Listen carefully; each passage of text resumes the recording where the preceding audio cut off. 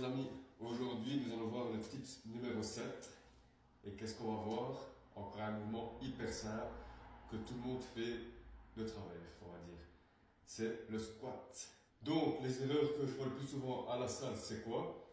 Il y a des gens, ils sont là, ils font leur squat comme ça. Pas bon, c'est des mi-squats ça sert à rien. Après, ce qu'il y en a qui font, j'exagère le mouvement, ils font leur squat comme ça, les genoux qui rentrent. Pas bon non plus. Après, il y a des gens, qu'est-ce qu'ils font aussi? Ils font des squats, dos courbé complètement, comme ça. J'exagère peut-être le mouvement, ou peut-être pas, il y en a qui le font. C'est pas bon non plus. Après, il y a encore quoi comme erreur? Il y a ça comme erreur. Les talons qui se décollent. Pas bon non plus.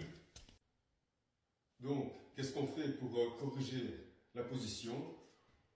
Départ, les jambes légèrement écartées, hauteur des épaules, pieds parallèles.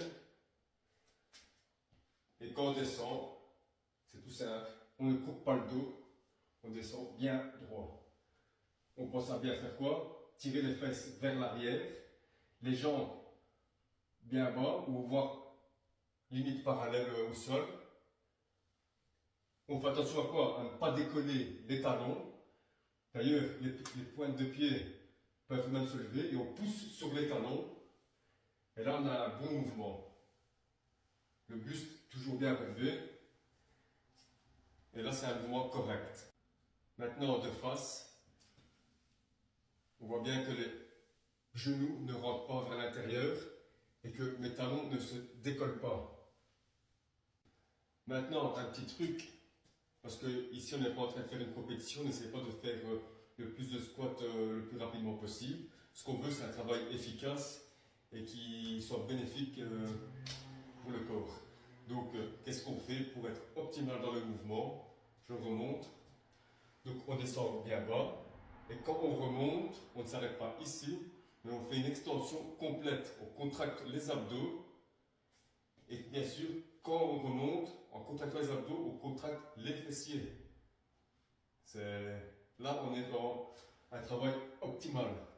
Vous voyez? Là, je fais vraiment le mouvement complet.